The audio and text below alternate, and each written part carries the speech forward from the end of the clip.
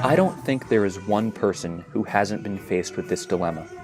Do I go out with my friends and have a great time, or do I start checking things off my growing to-do list? For a lot of people, the choice is obvious. Of course you're going to go out with your friends for a while, then get serious about your work and start first thing the next morning. But when you get back from your night out and you're just about to fall asleep, there's this wave of anxiety that comes over you about how much work you still have to do, but in less time. This anxiety is called FOMO, or the fear of missing out.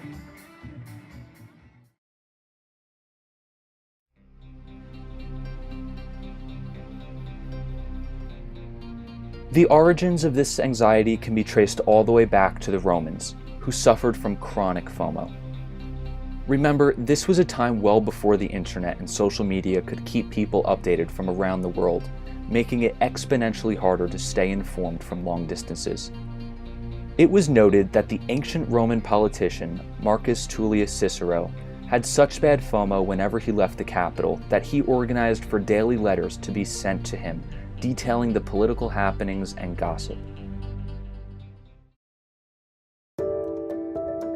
As time passed and society progressed, we find ourselves in a new era of FOMO that is remarkably different due to technology's role in our lives.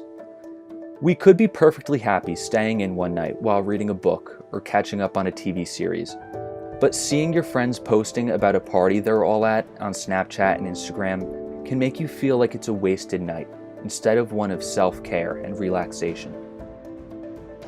This interview is of my friend Brooke, describing how this effect can also hinder her productivity. So for me, like when my friends get to go do something but I have to study or do homework, so I can't go, and I'm like scared that I'm gonna miss something like a big memory or something that's gonna be really fun, but I have to do my homework instead. She later described off camera that this anxiety can distract her from the homework she intentionally stayed in to do, rendering her night nearly as productive as if she had actually gone out with her friends.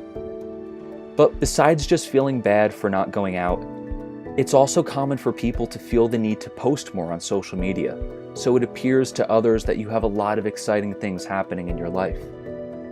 Getting 100 likes on your Instagram selfie can feel great, but the social affirmation only lasts so long before you need to prove your success to your friends and family with just another insignificant post. There is also an inverse to the fear of missing out on the social aspects of life, with the fear of missing out on the professional accomplishments of life. After all, we've been taught our entire lives to take advantage of every opportunity that comes our way. Sayings like carpe diem, which means seize the day, has been reclaimed by Drake's modernized term YOLO. The quote, "In the end, it's not the years in your life that count, it's the life in your years," by Abraham Lincoln implies that the length of your time on Earth is insignificant, as long as it's filled with as many experiences as humanly possible. These mindsets can be particularly inspiring to do your best when applied correctly. Putting in 110% to get internships and take advantage of once-in-a-lifetime opportunities can pay off tenfold in the future. Though sometimes we focus so much on achieving these goals that it's easy to get burnt out and lose sight of what you really find important in life. On the rare days that are packed with these productive activities, it rarely includes getting enough sleep to continue the next day. We need to keep in mind that FOMO is a form of anxiety, about falling behind or feeling inadequate. It's believed that FOMO is impossible to get over, and it's something that people will have to deal with their entire lives.